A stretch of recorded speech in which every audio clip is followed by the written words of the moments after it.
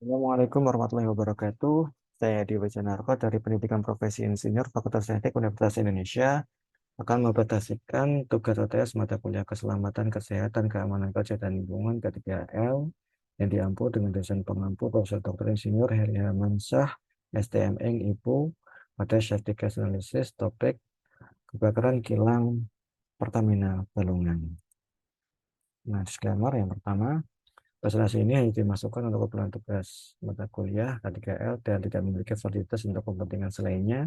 Data yang digunakan dalam presentasi ini akan dicantumkan sumbernya. Jika tidak ada sumbernya, berarti merupakan asumsi dari penulis.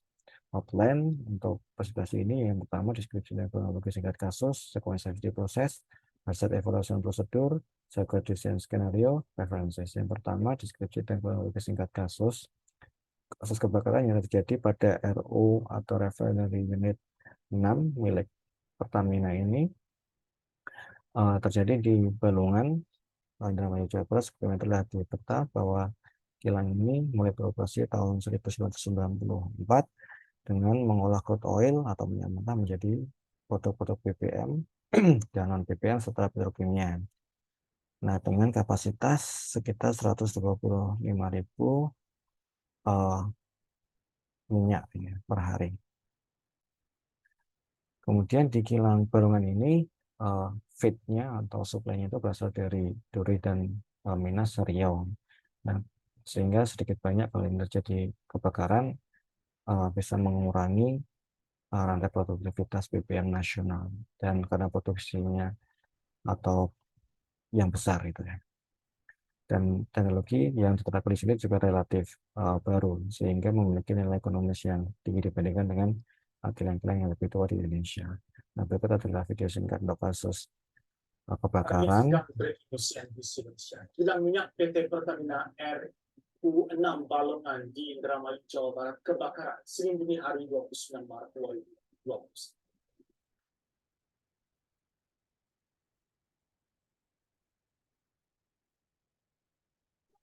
Kabit Damkar Indramayu, Joni Takarasa kepada detik.com mengatakan kebakaran terjadi pukul 12:30. Tim damkar sudah mengirimkan 5 unit mobil.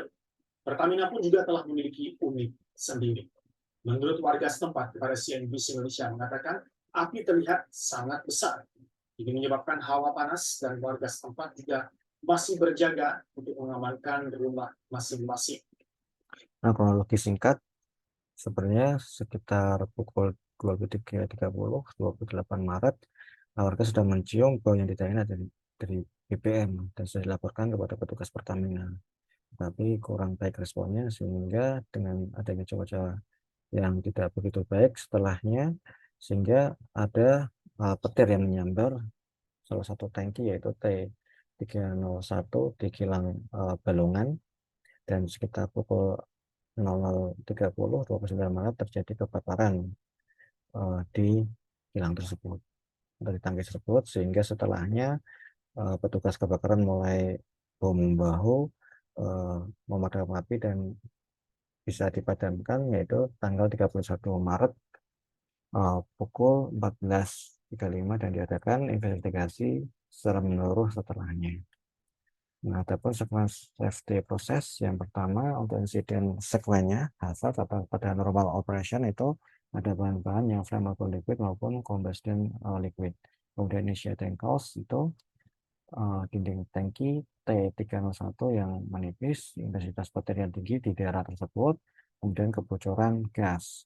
Deviasinya yaitu berupa tekanan dalam tangki yang semakin tinggi, tidak ada inspeksi secara khusus pada tangki yang menipis, kerusakan dindingnya karena memang belum diketahui sebelum peristiwa kebakaran terjadi, kemudian kurangnya SMK3 yang tegas atau yang konsekuen sehingga terjadi loss event ya, yaitu kebakaran dan ledakan di tangki T301 di kilang Pertamina Balongan dan impact-nya yang pertama 2 orang meninggal, kemudian 35 luka-luka dan yang mengkonsumsi sebanyak 932. Kemudian kilang tersebut terpaksa harus dimatikan dengan normal shutdown sehingga ada kerugian ekonomi di situ. Kemudian beberapa rumah warga juga rusak, 3 tangki timbun dan 1 storage. tank milik Pertamina juga terbakar, sehingga di situ juga ada kerusakan atau polusi lingkungan dan jalur evakuasi untuk Cirebon namanya ditutup sementara. Untuk install safeguard yang sudah terpasang itu baik preventif maupun yang mitigasi antara lain fire detection and suppression system, tank integrity and maintenance, like the detection, emergency system, safety barrier and fire breaks, safety training and procedure, security measure, chemical handling and storage, regulatory exercise, kemudian yang mitigatif safeguard installed, yang sudah terinstall antara lain yang sudah diterapkan fire fighting equipment, fire fighting team, emergency response team, emergency communication system, offensive fire fighting, emergency evacuation plan, medical response, isolating and containment, asset protection. Kemudian untuk bagian hasil evaluasi prosedur yang pertama itu menggunakan fault tree analysis seperti yang uh, ada di presentasi.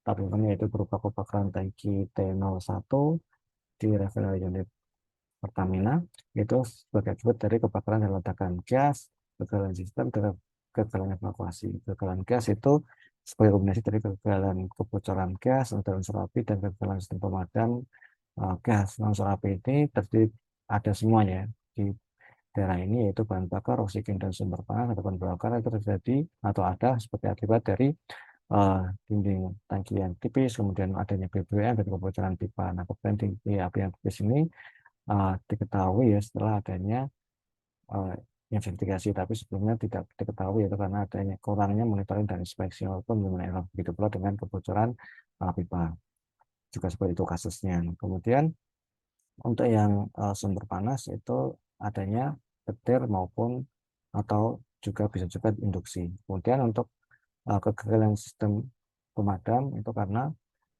kombinasi dari kegagalan sistem deteksi dan kegagalan sistem proteksi yang masing-masing. Itu karena yang pertama mungkin aja kurangnya SMK 3K atau human error.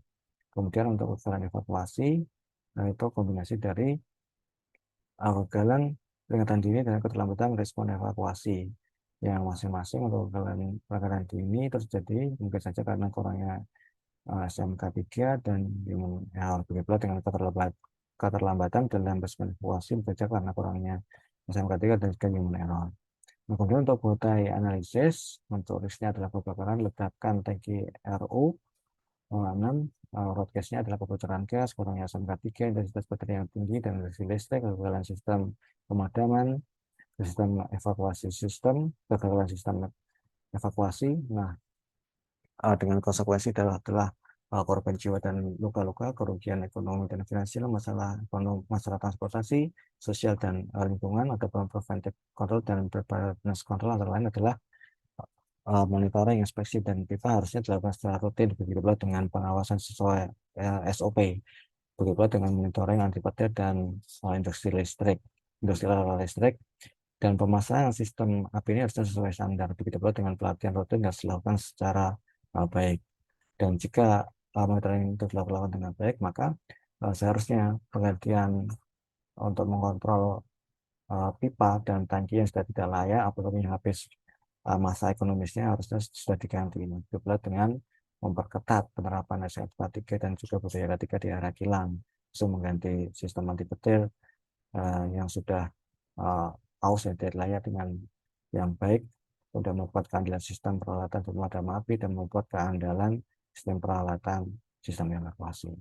Dan safeguard design skenario-nya yang pertama untuk preventif safeguard design itu ada budaya keselamatan, itu stakeholder harusnya mematuhi SOP SMK 3 dan juga menghindari bahan yang berpotensi menimbulkan panas. Kemudian penguatan sistem monitoring dan inspeksi, yaitu menggunakan sistem monitoring dan inspeksi dengan teknologi yang baru dan lebih presisi. Kemudian dilakukan diklat secara baik dan menggunakan jasa monitoring atau inspeksi dari luar. Untuk negatif, protokol ketiga dan evakuasi ini harus dilaksanakan dengan baik dan terintegrasi.